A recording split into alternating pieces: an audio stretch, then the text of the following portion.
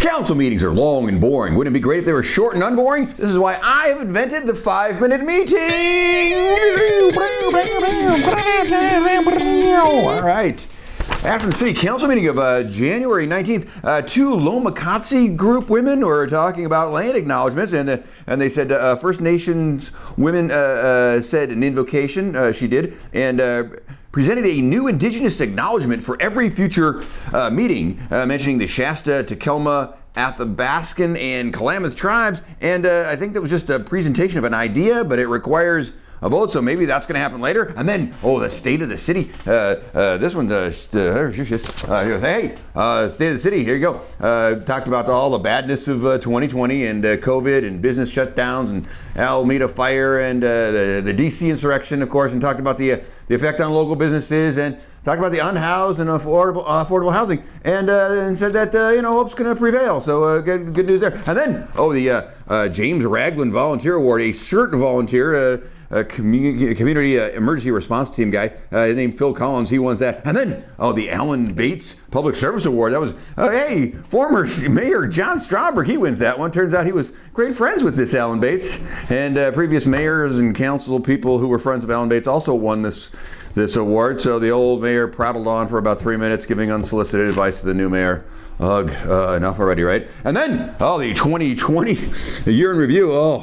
So we had to go back over that year. Then we activated a state of emergency. We created a website. The city we had hand washing stations, and TOT money was distributed, and 160,000 affordable housing money was still around. And we did some car camping things, and we partnered with some other people on Alameda Firework and air purifiers, and we did a bunch of great stuff. And then public forum. Yeah, that's right, public forum. A guy with a racing car Zoom background says, "Hey, I speed a lot, and I've got tickets all the time. I pay them." And then I got one ticket the other day, and then I got a ticket 2 minutes later for driving too slow, and I call BS on that. And then the Lawyers for Justice lady, she said, we need clarification on this Aiden Ellison murder thing, and we need more urgency on the Social Equity Commission. And then the city manager's report, he said, wildfire building codes, there's a timeline of some sort, and then a bunch of words that didn't follow. And then fuels reduction,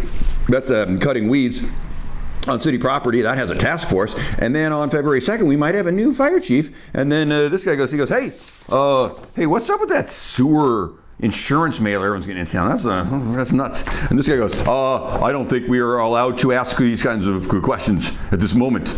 And this one goes, hey, parliamentarian, we can do that, right? And he goes, all right. She goes, okay, so what's the answer then? And then the city manager said, it's legit, and we've done similar work, and this is just trying to offer help to citizens. And then the consent agenda, 2 of the 6 things just passed right away, and then 4 of them were pulled by the councilors. And this guy goes, we're spending $500,000 on a project estimated, which was estimated to be $250,000. So what's up with that? And the city beard guy says, Blabberty, biennium, additional requesting project, supervision, best served foundational bids. And this one goes, so what you're saying is, we're doing $250,000 of extra work that was scheduled for the next year, 2022, but we're going to do it this year, and that's why we're spending that much more money.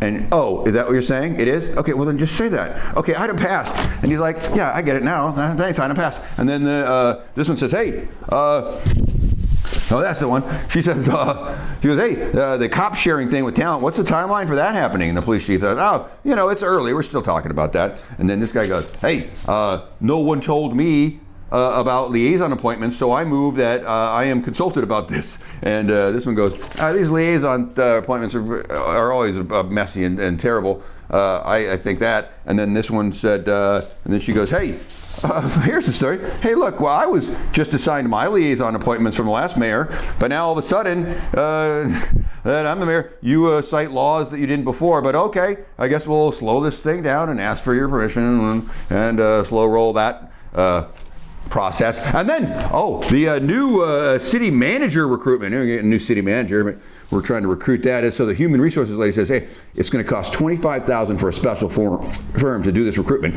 or $17,000 if we have that special firm and a hybrid version where our staff takes over some of it, or only $6,000 if the city does it ourselves. And if there's some fourth option for some janky cut rate local group does it. And then this one goes, she goes, hey, I move and let's just do the full thing and let's do the real deal with $25,000. I think that's the best way to go. And that was all approved. And then this guy goes, hey, there was some kind of like the last council had a job description they put together for the city manager. Can we double check that, take a look at it? And then the city manager lady said, oh, yes. But just so you know, this is a huge process, so it's all involved. And then, homeless services discussion. Okay, so the city housing guy and lady summarize all the housing and services they provide. They do this big, long summary every time we talk about this stuff. But then they added on that they mentioned the pallet shelters that we just added. And we only had enough money for 3 shelters to be jammed into a church parking lot. So what's new is the city has joined with Rogue Retreat, that's a nonprofit in the county, to apply for state COVID money, and that might be like $300,000, and for more pallet shelters and money to staff a campground in Ashland, like they have in Medford. And we find out about whether we get that money in February. And we also have a deal with the Bellevue Grange, so for the emergency cold weather shelter use, which is used to be in Pioneer Hall or the community center, right? But so they got a deal set up for that short term. So that's the deal there. And then there's public forum. So some homeless guy. He sleeps on the streets. You're a homeless guy, right? And so home free, maybe. He wants to have rights to sleep and not be a criminal for sleeping, and wants the city to use the main parking lot in town for homeless sleeping. And this guy goes, well, there's 3 main sources of money for housing and homeless. How much are we going to have next year? Is being affected by COVID and fires and all that? And city housing said, why, it's hard to know. And then this one says, hey, what about the city? Oh no, it wasn't her. It was this one. She says, hey, remember I asked about the city-owned properties, and I asked if that might be able to be used for homeless campgrounds, and the city manager goes, oh yeah, no one really explained to us what camping means, so we just didn't know where to go, it's just so different. And this one goes, hey, that $300,000 state money is only going to last for 6 months of campgrounding, and if we don't get that money, I don't see how we're going to pay for all this campground stuff. So are there regional options? And then the housing lady said, there are some state projects. There was a state project started in Medford before COVID called a navigation center, and that went to crap, but that might start up again in June, and there are some shelter options in that. And then this guy goes, hey, I say we keep the campgrounds in Medford, and we just build transitional and low-income housing here in Ashland. And this one goes, hey, are we making a motion on this for something? Or are we just talking or giving direction? What's the deal? And there's a lot of talk. It was actually very constructive. And then instruction was to the city manager to work with this Rogue Retreat nonprofit and find potential properties that in the event that we get this money from the state, $300,000, that will have a short-term pilot project of possible housing stuff. And then the social equity and racial justice resolution.